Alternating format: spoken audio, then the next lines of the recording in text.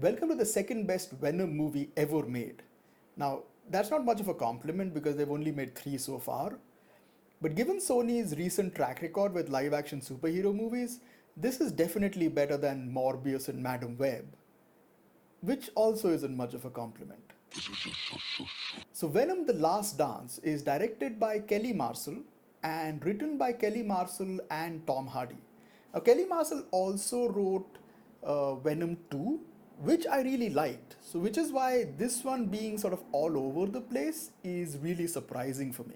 No, this is all the money that we have. What is this feeling? It's like This feeling? It's like all of my problems have gone away. The movie stars Tom Hardy as Eddie Brock and Venom, Juno Temple as Dr. Teddy Payne, Chevital Ejiofor, I'm very sure I just massacred that name, as General Strickland, and Rhys Ifans as Martin Moon. I think that's his name. Alright, so let's talk a little bit about the plot. Okay, so the movie starts and immediately takes the whole show don't tell rule and throws it out of the fucking window. Because I think they felt like we don't have enough of a budget to show all of this stuff on screen. So we'll just have the villain sit on a throne and just monologue.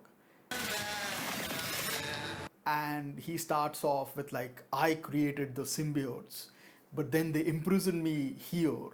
But now there is a key, and that key is going to free me, and I'm going to destroy the universe. Like all of them just want to destroy the universe.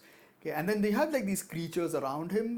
They're called xenophages, and he's like, "Go, my children, look for the key and free me." So then these portals open up, and they all sort of jump out and go hunting for the key across the universe. As long as Venom lives. Okay, then we cut to Earth, and the movie starts sort of like exactly where Venom 2 ends, which is Eddie is in Mexico, and then he gets pulled through a portal to like a parallel Earth and then comes back. So that's exactly where we start. And like he comes back, and then he sees like some news footage and finds out that the police want to question him for the death of the police officer or the detective from Venom 2, like the one played by Stephen Graham who dies in the church. So then Eddie realizes like, oh, we are fugitives, so it's a good thing that we're in Mexico. Like the police won't catch us here. But then Venom looks at like a poster of the Statue of Liberty and goes, I've never seen the Statue of Liberty. Let's go see the Statue of Liberty. And I'm like, so then they decide, oh, we're going to go to New York. And I'm like, didn't you just say that you were wanted by the police? Like, and now you're going to go back to America? But anyways, like the movie needs to happen, so they're off on like a road trip. Then we cut to General Strickland, who runs Area 55, because now we're all the way up from like 51 to 55. Okay, and they capture and study symbiotes. Okay, and the studying part is done by Juno Temple's character, The symbiotes didn't come here by accident. who we find out in like a flashback that she was hit by lightning, so her left arm doesn't work. I'm guessing if you're someone who's read comics, this might be of some interest to you, but like from a movie standpoint, it doesn't do anything for the movie except that her left arm doesn't work, and she's got like a lightning scar on her neck. Okay, so then like General Strickland finds out about Venom, and so he's out to hunt Venom. Let's go get him. And at the same time, one of the xenophages sort of ends up on Earth, and that is also looking for Venom. Now, because the writers decided like all of this wasn't enough to fill up like a 90-minute movie, you also get Rhys Ifans' character, who's Martin Moon, and he's like a UFO alien nut job, and he's found out that they are decommissioning Area 51, so he's taken his entire family and put them in a camper van, and they're off on a road trip to Area 51 to see if they can spot some aliens. And like they have nothing to do with the movie.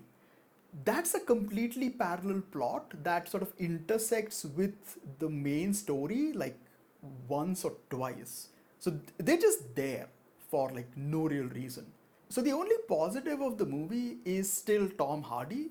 So whenever you have like Eddie Brock and Venom on screen and them sort of like bickering or bantering, That stuff is great. Like it's the same reason why you watch something like Deadpool and Wolverine, because you like Ryan Reynolds and Hugh Jackman. So it's the same reason why you watch Venom. But beyond those scenes, everything else is like really generic. You know, like as much as Venom 2 was a lot of fun, this one is like nothing. The other point also is like there isn't much of a plot here.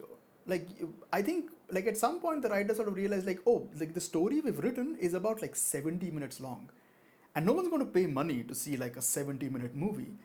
So which is why you get like random stuff like Eddie ending up in Vegas, and there's like a dance sequence and the whole thing with Martin Moon and his family going off on this road trip. Like just stuff happens which doesn't do anything for the plot, and it's just there to sort of like pad the runtime. Why do you keep knocking people out? What is wrong with you? Now that's a minor issue because the larger issue is that there is no villain to speak of. Like you have General Strickland, but he's trying to save the Earth, so he's not. You can't really think of him as a bad guy. And then the main bad guy, who's supposed to be Null, like the god who created the symbiotes, he just sits in a chair, like he's like Thanos. He never even shows up. So the only thing you're dealing with are all the xenophages that Null has sent out, and like the one that shows up on Earth. Like it basically like imagine like a meat grinder with legs, like it's got like a lot of teeth.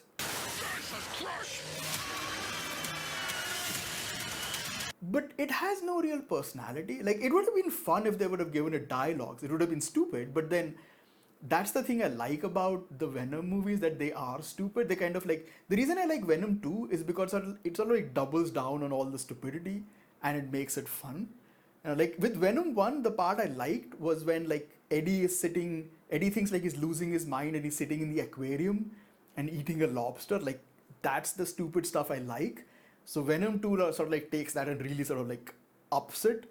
And this one just goes down on that and just turns it into like a generic sci-fi movie where, you know, there's like a military team hunting down Venom and, you know, like shit like that. So bottom line, do I recommend the movie? Well, if you find cheap tickets, why not? Or if you want to do the smarter thing, just like watch all the Venom The Last Dance clips that people have already started uploading on YouTube, and you can watch those and like laugh at them, and then just assume that the rest of the movie is as fun as those clips, and then move on with your life. Be honest with me. How fast do you think you can get that thing to go without killing it? Only one way to find out.